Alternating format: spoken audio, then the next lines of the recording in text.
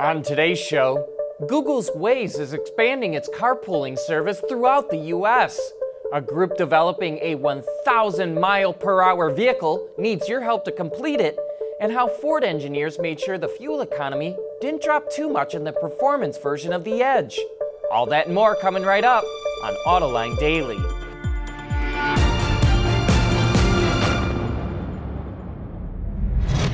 This is Autoline Daily, the voice of the global automotive industry. Waze, the navigation app owned by Google, is really getting into carpooling. It launched a pilot program 2 years ago in Northern California that allows drivers to give someone a ride and the rider pays a small fee for gas and other expenses. It expanded it to 12 other states, but now it's available to anyone throughout the United States. 1.3 million people have already signed up for the carpooling service, and with the way this thing is growing, we think it could have an impact on car sales. And speaking of Google, its self-driving unit Waymo revealed it's logged 10 million test miles on public roads. A lot of people think that we need a lot of infrastructure investment before autonomous cars will become a reality, but Waymo is proving that its autonomous cars can run on roads just the way they are today. Say, have you heard of Project Bloodhound? It's a group of hardcore crazies who want to develop a vehicle that can go 1,000 miles per hour. They've already done some initial testing and say they're ready to move out of the R&D phase and into operation. So they're launching a crowdfunding campaign. It needs 25 million pounds sterling to see the project to completion. That's about 33 million bucks. And just think about it. At 1,000 miles per hour, that thing would break the sound barrier. Still to come, a look at the results of this weekend's races.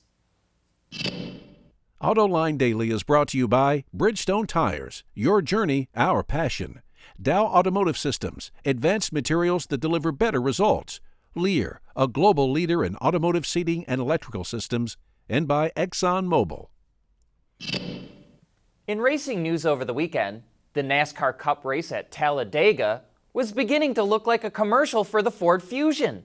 With just a few laps to go, the first 9 cars running nose to tail were Ford Fusions. But a crash bunched the field up for a late race rush to the checkers.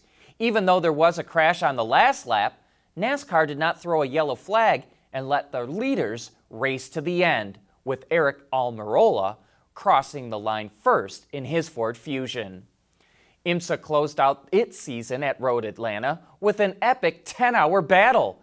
They call it the Petit Le Mans, and it was a seesaw, nail-biting battle all the way to the end. When the checker flag fell, Wayne Taylor Racing took their Cadillac DPI to first place, while the Cadillac DPI of Action Express Racing won the championship. In GTLM, the Porsche GT team won the race with a 911 RSR, but Corvette Racing won the championship.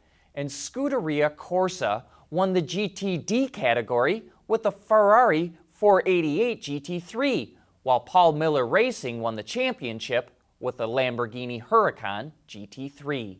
And at the NHRA Carolina Nationals, Steve Torrance won his 4th race in a row, blasting his Top Fuel dragster to victory in just 3.7 seconds at a speed just over 329 miles an hour.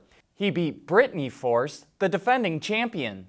And those Top Fuel dragsters are just astounding. Steve Torrance's car has more horsepower than the first 4 rows at Talladega. And coming up next, how Ford engineers made sure the fuel economy didn't drop too much in the new Edge ST. Performance vehicles tend to get considerably worse fuel economy than the models that they're based on. The new Ford Edge ST, however, has an estimated rating of 21 miles per gallon combined, which is just 2 mpg fewer than the regular all-wheel drive Edge. And on last week's Autoline After Hours, we were joined by Ed Krenz, the chief functional engineer at Ford, and he shared how it was able to keep the fuel economy from dropping too much in the Edge ST. As you walk from the prior edition of the Edge Sport, for example, we actually, with all the performance that we're providing and all the capability that we're providing with an ST, we actually do it with an improved fuel economy label. And that's always one of our goals within the performance vehicles is to not compromise fuel. And you've seen that on other products like Raptors, where we walked from the first generation to the second generation with a 35% fuel economy improvement. It's always the challenge to our team to provide performance. That's got to be a huge challenge. What were some of the key enablers that allowed you to get a decent MPG rating? Certainly you look at things like aero. The transmission is a big part of that, right, with the 8 speeds versus the prior version architecture. What was that, a 6-speed? It was a 6-speed, right? So it really gives you enough gears where you keep that engine humming in the sweet spot from a fuel perspective. Mm-hmm. And for more about the Edge ST, you can watch that entire show right now on our website, Autoline.tv, or you can find it on our YouTube channel. And this Thursday, we're going to take a deep dive into the Ford Flathead V8, which came out 86 years ago. And yet there's still a hardcore group of enthusiasts who continue to work on and develop it. What's with that engine? We'll get to the bottom of that on Autoline After Hours. But that's it for today. Thanks for watching, and please join us again tomorrow.